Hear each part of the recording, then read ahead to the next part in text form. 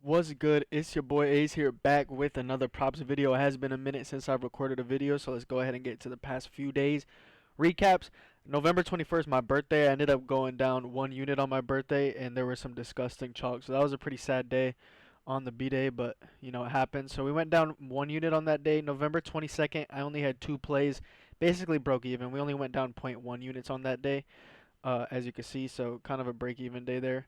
And then on Sunday night last week, November 23rd, I had 2 football plays and they both chalked. I had Kyron 50 plus rushing yards, and then I had Godwin over 2.5 receptions. And then I put like a 0.15 units on his ladder. That chalk. So I'm Bradley Beal on NFL since week 6. Unfortunately, I'm washed as fuck on NFL since week 6. First 5 weeks, amazing. I think we were up 13 units in the first 5 weeks. Since then, fucking terrible. So NFL has been ass for me. NBA has been really, really good for me, which I'll show you the complete numbers of that. And then Monday Night Football, I had Jalen Coker over 27.5 receiving yards, and that ended up catching. So we went up zero point 0.4 units there, so got a little bit back.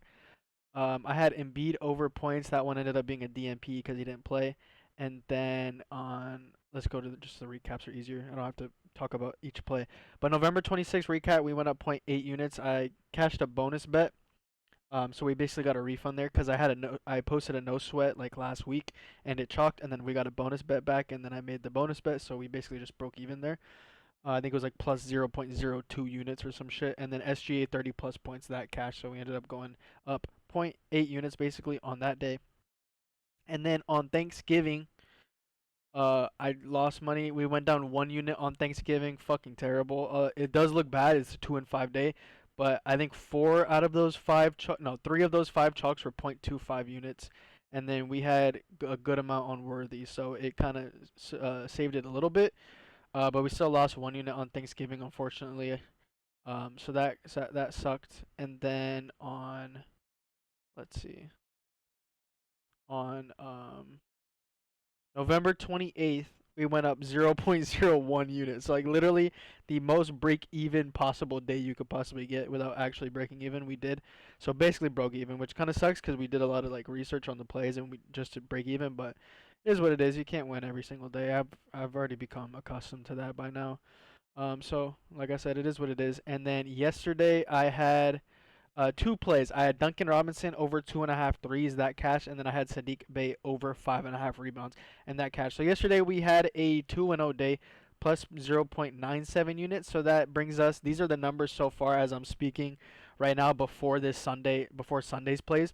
Currently up 65.7 units in 2025, up 7.4 units in November overall. If you look in November NBA, we're up 9.1 units on November NBA. So like I said, NBA has been fucking amazing, like absolutely amazing. The hit rate right now on straights, I believe, is like 72% hit rate on straights on NBA plays this year. And then November NFL fucking terrible, minus 5.5 units on NFL in November, which is very fucking sad because we started off so hot, but like I said, NBA is saving me right now, so I do have 2 NBA plays for y'all today because my NFL has been shit. I'm still posting NFL, but I've just been going super, super light because I know like I'm not hitting right now, and it sucks. So I'm not gonna just push plays out there just to chase some NFL losses. That doesn't matter. Still up 7.4 units on the day. And those 2 plays that I talked about, Duncan Robinson over 2.5 threes, I did end up actually giving this play out for free on Twitter. So if you guys don't follow me already, follow me on Twitter at RealAcePicks, as you can see right here at RealAcePicks on Twitter. Go ahead, load up X, follow me on there because here in the I forgot what the fucking phrase is. Holy shit. But I be posting Twitter plays sometimes of my plays instead of you doing YouTube videos because YouTube videos my schedule is like inconsistent with YouTube videos. I don't do them consistently, but I do the Twitter plays usually pretty consistent. I usually have like one every other day, or whatever the case may be. But I did give this out for free on Twitter with the full write up. Um, right when I posted it. So I did give that one out for free, and I also gave Sadiq Bey out for free as well, over 5.5 rebounds. The 8+ rebound ladder ended up hooking, but we only lost 0.15 unit on that. But the main play was Bey over 5.5 rebounds, 0.75 units, and that ended up cashing. So I gave both of those out for free on Twitter. So like I said, if you're not already following me on Twitter, make sure you follow on Twitter to get the free plays as well. But anyway, let's get into the plays for today. The first play is going to be, this one is bumped slightly already, So that's another perk of being in the Discord. We usually get CLV. CLV doesn't matter if you don't know what CLV is. It's closing line value. So let's say I took this play at 22.5, right? And I posted it at 22.5. Let's say before the game it ends up being 24.5. Then that's this, you got some CLV because closing line value, because you posted it at 22.5, ended up becoming 24.5. Again, that doesn't really matter at all. Um, because like it just doesn't matter. So I mean, sometimes you'll post 22.5, it goes up to 24.5, and then he gets like exactly 23, or he gets 24, and then it cashes the people that get it early, and then it chalks the people that got it late. So sometimes it doesn't matter. Really doesn't matter that much, but I would still take it at 23.5, but again, it's just another perk of being in the Discord. You get everything early, and you get the best price available. But like I said, this play when I posted over 22.5 points for De'Aaron Fox. So let's go ahead and get into the write-up. We're going to look specifically at games without Wemby and without Stephon Castle, because both of those guys are out, have been out for a few games, and they will remain to be out for this game as well. And as you can see, when you filter through that, De'Aaron Fox is over this line in 4 out of 5 games without Stephon Castle and Wemby. He's averaging 26 points per game in these games on 18.2 field goals attempted. So he's getting a lot of shot volume in these games and 9 free throws attempted. That's very, very good. He's been an 82% free throw shooter, or 82% or better free throw shooter for 4 straight seasons. So if he does get the 9 free throws attempted once again, that should be an easy 7 points just off of free throws if he is able to get that free throw attempted volume that he's been getting on an average in those 5 games without Wemby and Castle. So we like that aspect of the points play as well. The only game he chalked was obviously last game, as you can see, against the Denver Nuggets. The Denver Nuggets have the best defensive rating of all teams. So, I mean, it kind of makes sense, right? They're the best defense this season out of every single team. Very tough defense to play against. He's still got crazy good volume. He just didn't shoot well, which kind of makes sense because it's the best defense in the league so far this season. He still had 19 shot attempts. So, very, very good volume, like I said, but they are good at limiting free throws, so he didn't get a lot of free throw attempts. And they allowed catch and shoot shooters to be open all game, and they lived with that. I don't know if any of you guys watched the game, but they were leaving Devin Vassell wide fucking open in the fourth quarter, and he was killing them on them, but he was being left wide open. So Fox didn't even really need to shoot the ball. Like Vassell was just wide open every single play. And the interesting thing about that though is that now De'Aaron Fox is facing a Timberwolves team that kind of does the exact opposite of what the Nuggets did in that game. The Timberwolves, they're allowing the second most points per game in the entire league out of every single team, second most points to pick and roll ball handlers. 26% of De'Aaron Fox's points come from pick and roll ball handler situations. So that's very, very good matchup for him. And they're allowing the least points per game to spot up. So spot ups, catch and shoot, almost the same thing. They literally allow the least amount of points per game to spot up. So it's not like they're going to be leaving Vassell. Well, they shouldn't. If they play how they've been playing all year, they shouldn't be leaving Vassell or Champagnie wide open for 3. They should be allowing Fox to play single coverage and allowing a lot of points to pick and roll ball handlers like they have all year, and De'Aaron Fox is that. So that's a very, very good matchup for him. And 27% of his points come in transition, and the Wolves are allowing the 12th most points per game, 12th most transition points per game. So also a good matchup there. 44% of De'Aaron Fox's points come from pull-ups, and the Denver Nuggets, or sorry, not the Nuggets, the Wolves are allowing these 12th most points per game to pull-ups as well. So this is a pretty good matchup. It's not like a super elite matchup for him. It's an elite matchup in the pick and roll ball handler regard. In the other aspects like transition and pull up, it's not an elite matchup, but it's still a good matchup. It's a top 15 matchup, so that's good as well. And like I said, shooting volume has been amazing. Free throw volume has been amazing. The Wolves are allowing, I think that's the 9th most free throws attempted per game. So very, very good matchup in the free throw department as well. And the Wolves are coming off of a back-to-back, so their defense probably will be a little bit tired in this game. So I took 22.5 for 0.6 units. If you're taking 23.5, you could probably just do 0.5 units and you should be good. Before I get in the second play, I want you guys to join the Discord. Make sure you guys join the Discord because you will get access to every single play that I post. The YouTube videos, I'm pretty sure the YouTube videos have been profitable overall. Because we've been profitable this month. I don't post every single play that I post, but I'm pretty sure they've still been profitable.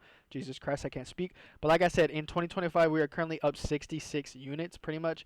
And then in November, we're up 7.4 units. So it's a very, very cheap Discord. It's only $15 per month. There are a lot of Discords that charge like $30 a month, $40 a month, $50 a month. My Discord's only $15 per month.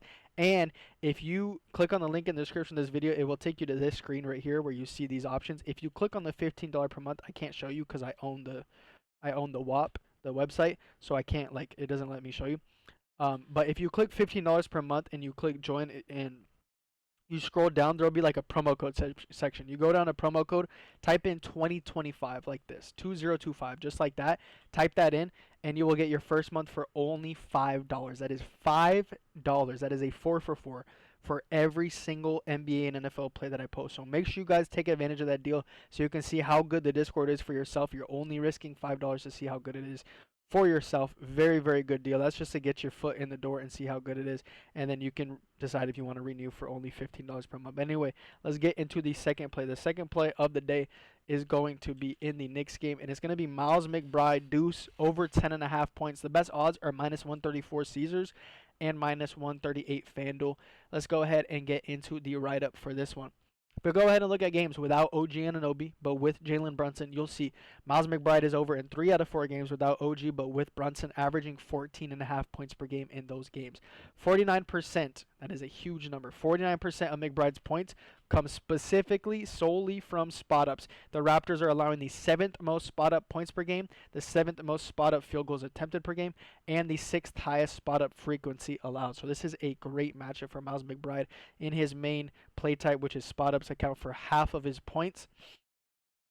Very, very good matchup. Like I said, OG Anunoby is usually the main spot up / catch and shoot guy for this Knicks team, but he's been out for the past few games, and McBride, since then, McBride in his last 3 games has led the team. He's led the New York Knicks in catch and shoot 3-pointers attempted. So since OG Anunoby has been injured, Miles McBride has taken over that role of most catch and shoot volume on the team. So that's very, very good for him as well for this prop. 30 plus minutes in all 3 out of 3 games without OG Anunoby and without Landry Shamet, but with Brunson playing, he's averaging 34 minutes per game in those games. McBride is averaging 12.9 points per 30 minutes this season, just in general, no matter who's playing.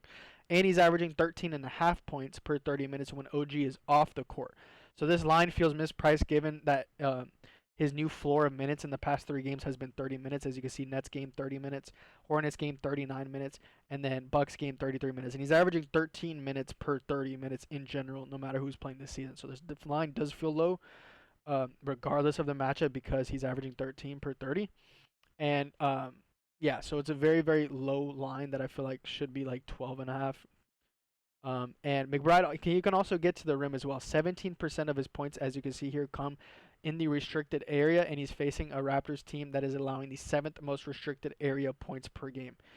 So that's also good as well, besides the 3 points. He's averaging 3 free throws attempted per game in his last 3 games, and he's facing a Raptors team that's allowing the 6th most free throws attempted per game. So he also may get a few points for free just from the free throws. We love that as well. Raptors are also playing a second leg of a back-to-back. They just played last night in overtime, lost, and now they have to travel to New York to play them. So they should have some weak legs. They were tired, travel, the whole thing. So he might also be going against some weaker defense from the Raptors than they usually play. So also like that play as well. Those are going to be the 2 plays for y'all today. If you guys want, I have more plays on Discord. If you guys want more plays, every single play that I post, make sure you guys join the Discord. Link will be in the description of this video. But as for the YouTube video, De'Aaron Fox over 22.5 points, 0.6 units, and Miles McBride over 10.5 points for 0.5 units. I'll catch y'all in the next video. Peace.